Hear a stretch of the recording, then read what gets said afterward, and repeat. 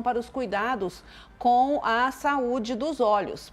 E uma preocupação dos especialistas com relação à visão é o aumento no número de casos de miopia, especialmente entre os jovens. E sobre este assunto eu converso a partir de agora com o médico oftalmologista Fernando Pacheco Veríssimo. Boa tarde, doutor Fernando. Seja muito bem-vindo aqui ao Sistema Sagres de Comunicação. Nívia, tudo bem? Tudo bem. Ah, Pois não, o senhor pode queria falar. fazer uma... Não, é só agradecer pelo convite. Tá, nós é que agradecemos a sua disponibilidade em nos atender. Doutor Fernando, vamos começar então explicando o que é a miopia? Pois não.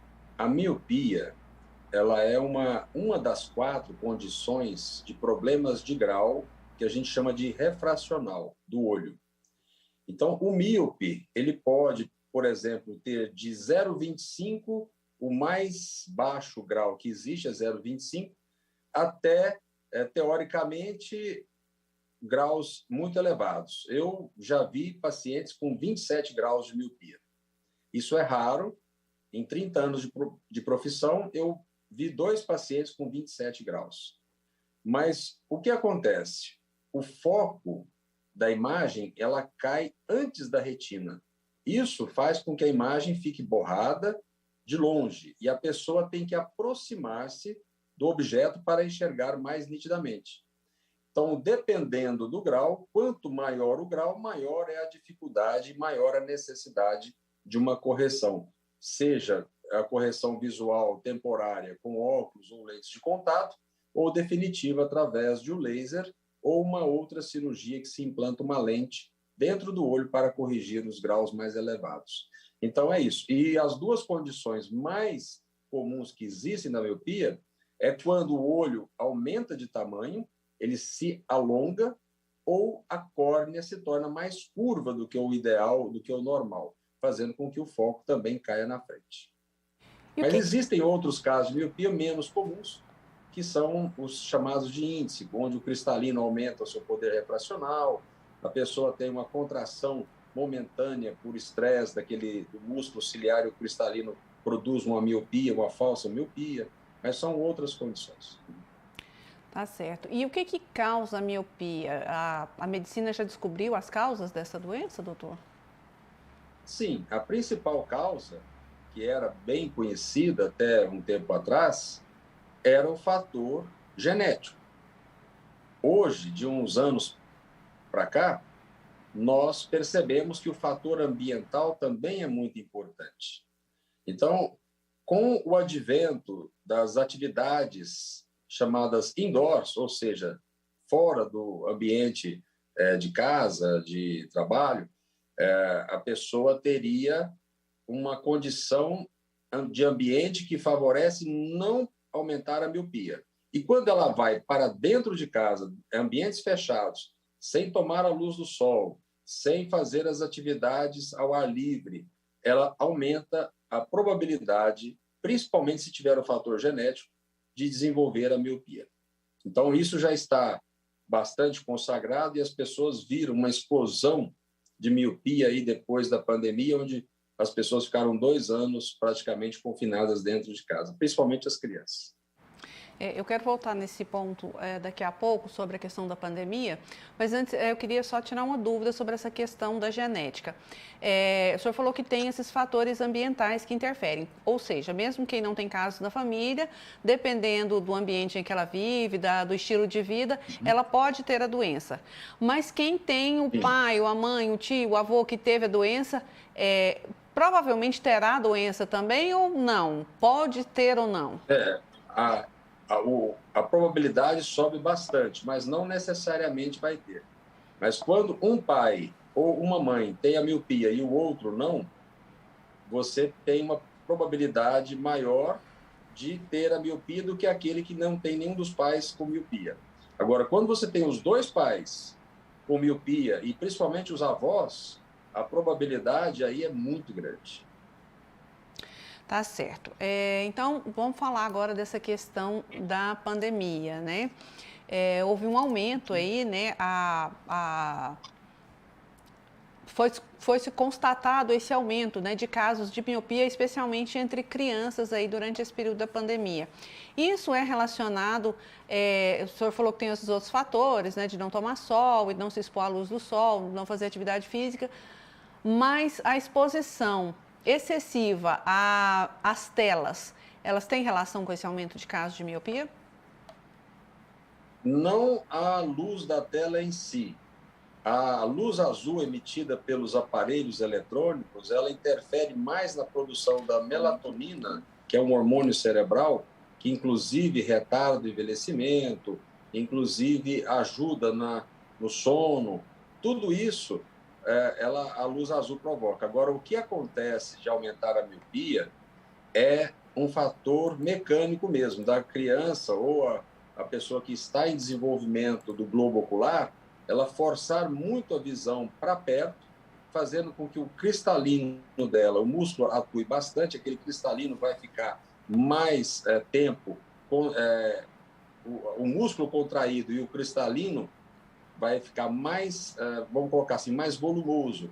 Então, ela vai desenvolver com mais facilidade a miopia. E sem contar que, se a criança não toma sol de forma alguma, ela diminui bastante um hormônio que é importante para a saúde geral, inclusive dos olhos, que é a vitamina D3. Então, essa composição do forçar os olhos muito tempo para perto, não piscar corretamente durante o uso de equipamentos eletrônicos, e ainda a baixa da vitamina D3 e a diminuição dos raios solares que fortalecem a córnea ali, o excesso de raio solar, ele prejudica a retina, mas a falta também prejudica principalmente a córnea. Então, existe um equilíbrio que ele deve ser atingido.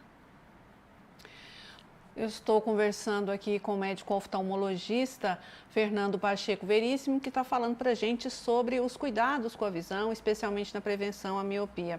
Doutor Fernando, mas mesmo antes da pandemia, já havia aí se notando um aumento desses casos de miopia. Inclusive, tem um estudo da Academia Americana de Oftalmologia, que é de 2017, que já faz uma estimativa aí de que até 2050, cerca de 5 bilhões de pessoas vai apresentar miopia, e sendo que 938 milhões de pessoas, quase 1 bilhão de pessoas, o problema em estágio avançado.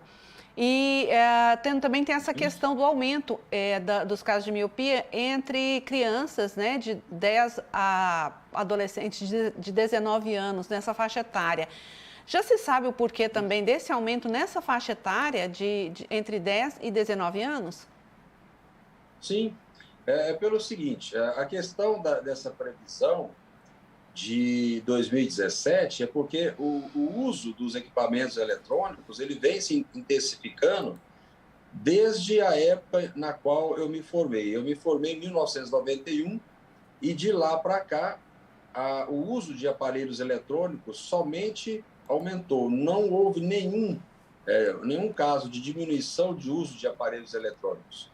Então, você pode observar que a sua vida, da sua família, dos seus filhos, a minha e de todas as pessoas, os objetos eletrônicos, principalmente o tablet, o celular e os computadores, eles incrementaram bastante o uso em todas as famílias. Então, esse aumento da miopia já vem desde lá para trás. Eu me lembro muito bem que, quando eu me formei e entrei na oftalmologia, existia um dogma na medicina, e os livros mostravam isso, que a miopia, depois que a pessoa atingia 18, 19, 20 anos, ela não aparecia, era uma coisa muito rara. E aí, quando começaram os usos desses aparelhos eletrônicos, eu estava atendendo lá em São Paulo, e eu comecei a ver alguns casos de pessoas com mais de 20 anos desenvolvendo miopia, que não tinham antes. Eu acompanhava esses pacientes antes, eles não tinham miopia, de repente começaram a ter miopia. Então, isso se deve ao uso, e todos esses pacientes que aconteceram isso, usavam bastante o computador naquela época. Então, a causa é exatamente essa, a falta de uso da visão de longe e o excesso de uso para perto. Isso favorece o aparecimento da miopia, principalmente naqueles que têm um fator genético concomitantemente. O fato é o seguinte, que nós temos 4 problemas de vista refracionais, que são eles a miopia e a hipermetropia, que são antagônicos. Quem tem miopia não tem hipermetropia no mesmo olho. Ele pode até ter miopia em um olho e hipermetropia no outro olho, mas nunca no mesmo olho, porque são antagônicos. Então, você divide os problemas refracionais em 2 grandes grupos. Ou a pessoa é míope, ou ela, em 3 grandes grupos, né? Ou ela é míope, ou ela é hipermétrope, ou ela não tem nenhum grau e nem outro. As pessoas que não possuem nenhum tipo de grau são raríssimas, são raríssimas. A maioria vai ter pelo menos hipermetropia, que a hipermetropia baixa, ela não dá sintomas até uma determinada idade. É por isso que as pessoas não sabem que tem.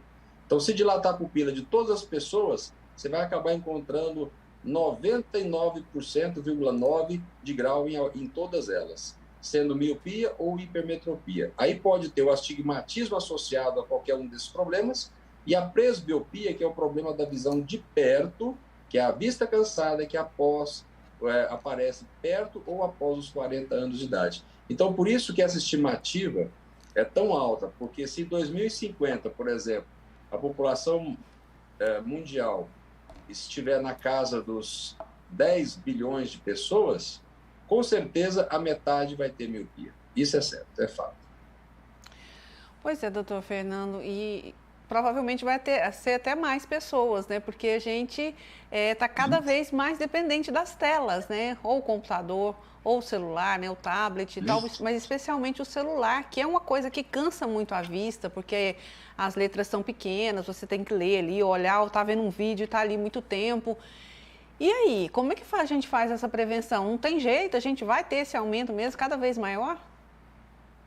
Não, existem formas de se diminuir essa possibilidade, sim.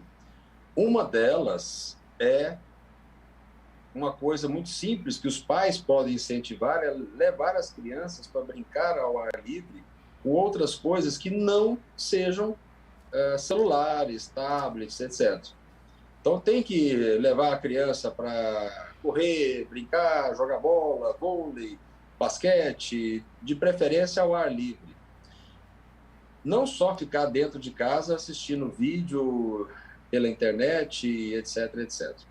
Uma outra forma que existe, aí já depende de uma atuação profissional, é que existem alguns colírios que favorecem o relaxamento dessa musculatura e não deixar esse olho partir para o lado da miopia. Então, isso é possível.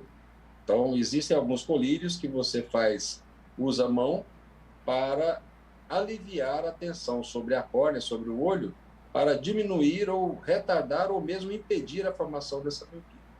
Mas aí já requer realmente uma atuação profissional. O senhor falava, né, agora há pouco, já falamos 2 vezes nessa questão das crianças, da gente limitar esse tempo, né, que as crianças ficam no celular, nas telas em geral. E tem crianças, inclusive até uma certa idade, aliás, que não é indicada a exposição das crianças às telas, a partir de quando, né, ou até quando a gente precisa deixar ela totalmente fora desse contato, doutor Fernando? O maior agravamento se deve quando a criança ainda está em formação do globo ocular, que ocorre até os 2 anos de idade. Então, nesse período, quanto mais uma criança ficar fixando o olho de perto nas telas, maior a probabilidade dela caminhar para o lado da miopia. Eu posso citar um exemplo dentro da minha própria família. Eu já fiz o tratamento do grau, a minha esposa também, mas ela era míope e eu era hipermétrope. E nós temos 2 filhos, um deles não desenvolveu grau algum, ele sempre gostou mais de atividades externas e muito pouco de atividades em computador, enquanto que o outro, mais novo, desde criança ele gostava era de computador. Então, esse mais novo desenvolveu miopia. Agora não tem mais porque eu fiz o tratamento do laser para ele em dezembro de 2020. Mas ele era míope. Então, você veja a importância não só do fator genético, mas também o fator ambiental. Aquele que não gostava de computadores não ficava ali o tempo inteiro e gostava de atividades, principalmente fora, né, em ambiente livre, não desenvolveu a miopia, e o outro que era adepto ao uso do computador um longo período de tempo por dia, desenvolveu a miopia. Doutor Fernando, o senhor falou Então aí no tratamento a laser. Quais outros tratamentos que a gente tem disponíveis aí para a miopia? O mais indicado, o mais, vamos colocar assim, mais tranquilo de ser realizado é o tratamento a laser. Mas o laser ele tem alguns fatores limitantes. Por exemplo, você tem o fator limitante da espessura da córnea e da magnitude da miopia. Então, se você tem uma córnea de 500 micra, por exemplo, que é uma córnea considerada normal, e tem uma miopia até 7, 8, 9 graus, por exemplo, você consegue tratar ali com laser. Agora, isso também depende da curvatura da córnea, porque se você tem uma curvatura mais plana, você também fica limitado na graduação. Então, se existe uma curvatura muito próxima do mínimo, você não vai conseguir tratar muito grau naquela pessoa. Então, é por isso que o médico tem que ver o paciente como um todo e escolher o melhor tratamento. Então, o laser é a primeira escolha. Quando ele não está indicado, existem dispositivos que você coloca uma lente dentro do olho do paciente que vai corrigir aquele grau. Então, hoje também, mais recentemente, existe um anel chamado de HM, que ele é implantado na córnea, que ele reduz aí basicamente entre 6 e 8 graus e meio da miopia, e aí você tendo, por exemplo, 10 graus, você implanta esse anel, o que sobrar você consegue tirar no laser. Então, são combinações de técnicas que você consegue praticamente ajudar a todos os pacientes a se livrar do problema e deixar de usar óculos. É muito difícil ter um paciente que não pode realizar o tratamento nos dias atuais, com todas as tecnologias que dispomos para tratar esses pacientes. Nós estamos conversando aqui no Tom Maior com o médico oftalmologista Fernando Pacheco Veríssimo, que fala conosco sobre os cuidados aí para se evitar a miopia e também para se tratar essa doença da visão. Doutor Fernando, a miopia, além da qualidade de vida, né, que reduz a qualidade de vida do paciente, né, porque ele vai ficar com a visão prejudicada, ela também pode interferir em outras doenças, provocar outras doenças? Essa é uma das melhores e mais importantes e inteligentes perguntas que já fizeram. Sim, existe a miopia em si, ela não é um problema grave, ela causa essa dificuldade toda, esse desconforto de levantar e não enxergar, tem que colocar os óculos, o lente de contato, e se a pessoa está em um local, por exemplo, uma viagem, e ela tem apenas aquele par de óculos, e ela perde esses óculos numa viagem, vai ser muito difícil, dependendo do local, ela realizar um exame e fazer os óculos corretamente e resolver o problema. Então, eu conheço várias pessoas que perderam grande parte da viagem por conta desse problema. Então, a visão é realmente muito importante, em todos os aspectos, mas principalmente quando você está longe de casa e perde os óculos, você tem lá 4, 5, 6, 7 graus de miopia, aí você não consegue fazer basicamente mais nada. E o hipermétrope, nessa magnitude, acima dos 40 anos, é ainda pior, porque além de não enxergar de longe, ele enxerga pior ainda para perto. Então, é uma coisa muito importante essa questão da qualidade de vida que a pessoa tem com relação a esse problema. Mas, respondendo à sua pergunta, o que pode ter de mais grave numa pessoa com miopia é o descolamento da retina.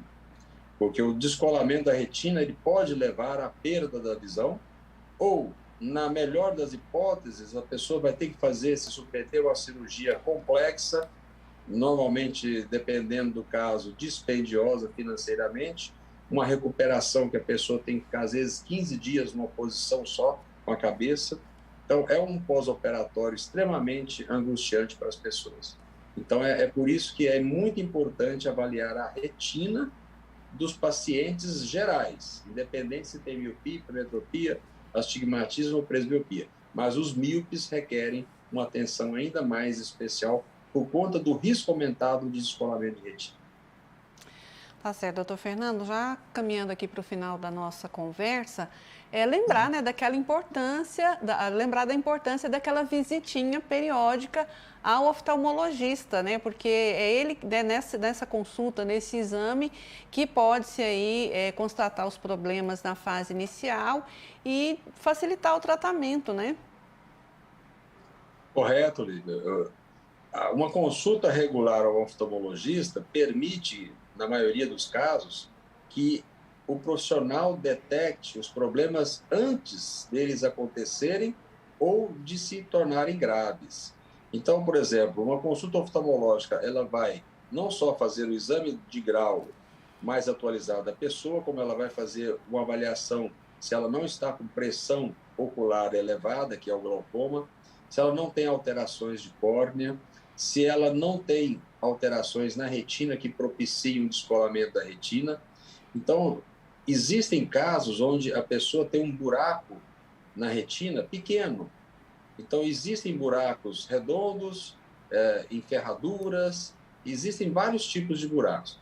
Os em ferradura, em aspecto de ferradura, eles são os piores, porque eles significam que a retina está sendo tracionada, ela está sendo rasgada, e o líquido que tem dentro do olho vai penetrar ali e descolar a retina muito mais facilmente.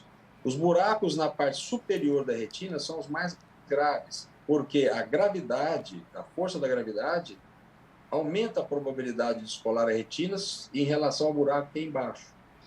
E também aqueles mesmos os buracos redondos, que são considerados menos graves, eles podem levar ao descolamento de retina, principalmente os que estão na parte superior do olho. Então, por isso é importante, e fora as outras coisas mais, pesquisar se a pessoa não tem um estrabismo, se ela tem algum problema na musculatura dos olhos que leva a dores de cabeça frequente, principalmente quando lê. Então, hoje, você pode observar que muitas pessoas estão se queixando de dores de cabeça ao final do dia. Quando vai fazer um exame bem feito, detecta-se que essas pessoas possuem alguns problemas oculares, seja o astigmatismo ou problemas chamados de insuficiência de convergência, que levam ela a ter essa dor de cabeça, esse desconforto aos esforços visuais. Mas tudo isso é fácil de corrigir, não é difícil. E a partir de que idade os pais devem começar a levar as crianças ao oftalmologista? Mais recentemente, a classe médica, principalmente a pediatria, adotou uma postura fantástica, que era de se encaminhar as crianças recém-nascidas para um exame oftalmológico. Isso tem facilitado bastante a detecção de problemas ainda na idade mais tenra, que é ao nascimento, e propicia tratamentos mais eficazes e mais seguros para aquelas crianças. Então, o certo é levar ao nascimento, com 6 meses, até os 7 anos de idade, vamos colocar até 8 anos de idade, de 6 em 6 meses, e a partir daí, de ano em ano, ou de 2 em 2 anos, dependendo se a criança não tiver absolutamente nada. E no caso de crianças, né, doutor Fernando, os pais ficarem atentos, né? Porque nesse intervalo aí da visita periódica, se as crianças apresentarem alguma queixa, dor de cabeça, alguma dificuldade até no aprendizado mesmo, né? Levar elas novamente para o oftalmologista fazer aí mais um exame. Agora, tem uma coisa muito importante que os seus telespectadores precisam ficar atentos e ter esse conhecimento. Quando uma criança reclama de alguma coisa, só tem 2 possibilidades. Ou não é nada, ou é tudo. Ou ela não tem basicamente nada e está reclamando, porque a criança às vezes quer usar óculos, porque viu o coleguinha usando e tudo, às vezes ela não tem nada. Mas, principalmente, os casos onde ela reclama, ela pode ter muita coisa séria. E aí, às vezes, já é tarde demais. Tem uma condição chamada ambliopia, que é muito difícil uma criança reclamar, porque a ambliopia é quando um dos olhos tem algum problema, seja grau, seja uma catarata, e os pais não percebem, aquele olho não vai desenvolver, ele não vai enxergar com aquele olho. Só que como ele enxerga bem, ou a criança enxerga bem com o outro olho, ela não reclama. Ela não fica fazendo teste com um olho e com o outro. Já aconteceu muitas vezes de eu examinar um paciente adulto e descobrir que aquela pessoa não enxergava de um dos olhos e ela não sabia. Ela nunca teve a curiosidade de fazer um exame tampando um dos olhos. E muitas vezes, quando isso acontece numa criança, e a gente descobre lá no consultório, mas na consulta, a mãe briga com a criança e fala, por que você não falou? A criança responde normalmente uma frase unânime para todas elas. Eu pensei que todo mundo era assim. Elas falam isso. Então, elas não têm esse discernimento. Então, os pais têm que ter o cuidado mesmo. Porque depois que desenvolveu a ambbliopia, depois dos 7, 8 anos de idade, não tem mais reversão. Então, tem que cuidar antes de acontecer. É isso, né? Cuidar, prevenir, que, como diz o ditado, né, doutor Fernando? Prevenir é melhor do que remediar. E remediar também, quando for Sempre. preciso, quanto antes, né? Correto, exatamente. O princípio da medicina é esse: é você resolver o problema, curar sempre que possível, né? Aliviar a dor ou sofrimento sempre que possível e confortar sempre que possível. Agora, se tem um problema e tem como prevenir antes, ótimo. Não deu a prevenção, já apareceu o problema, trata o quanto antes. E agora, toda doença, Lívia, tem o que se chama de ponto de não retorno. Isso é importante as pessoas saberem. O que é isso?